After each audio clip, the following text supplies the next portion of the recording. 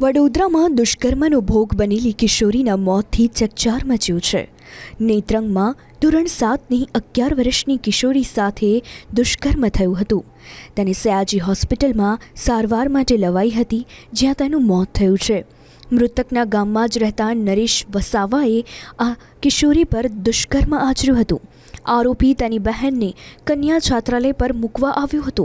મૃતકની તબિયત બગડતા તેને આરોપી સાથે ઘરે મોકલી હતી। ઘરે જતા સમયે રસ્તામાં આવતા ખેતરમાં નરાધમે દુષ્કર્મ આચર્યું। તો દુષ્કર્મની ઘટના મામલે પોલીસ પર પણ આરોપ લાગ્યા છે। પોલીસ જમાદાર રાજેશ ઉર્ફે રાજુએ સમાધાન માટે દબાણ કર્યાનો આરોપ લગાવવામાં આવી રહ્યો છે। આરોપી નરેશ વસાવાને ફાંસીની સજા આપવા પરિવાર ન્યાયની માંગ કરી રહ્યો છે। રસ્તામાં આવીને તુવેરના ખેતર હતો, તેમાં ઘસાડીને લઈ ગયો હતો। પછી છાતી પર હાથ મૂકીને જબરજસ્તી કર્યું હતું।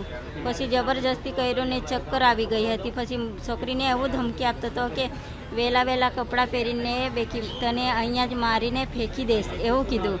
પછી કપડાં પહેરીને પછી ગાડી પર બેઠીને પછી પાછો એવો ધમકી આપતો હતો કે કોઈને કહેતી ના બેકી, તને ખાનગીમાં તને બોલાવીને તને મારી નાખીશ એવું કીધું। પછી ઘરે આવીને પછી એને કાકીને કીધું કે કાકી પેલો છોકરો મને મૂકવા આવ્યો હતો, એ મને મારા જોડે જબરજસ્તી આવું કર્યું। અમારો ગામનો નરેશ પરબાદ કરીને છોકરો હતો, ત્યાં એમની બેનને મૂકવા ગયો તો મેડમે કીધું કે તમારો ગામનો છોકરો આવેલો છે, એમને એમની સાથે બેહાડી દો એમ કરી એમની મમ્મી પર ફોન કર્યો તો સારો બેસાડી આપો, ગામનો છોકરો છે લઈ જશે।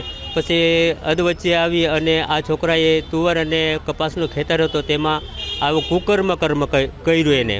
જ્યારે કુકર્મ નાની બાળકી સાથે 11.5 વર્ષની બાળકી સાથે 19-20 વર્ષનો જો પુરુષ કુકર્મ કરતો હોય તો એ બાળકીનું હાલત શું થાય?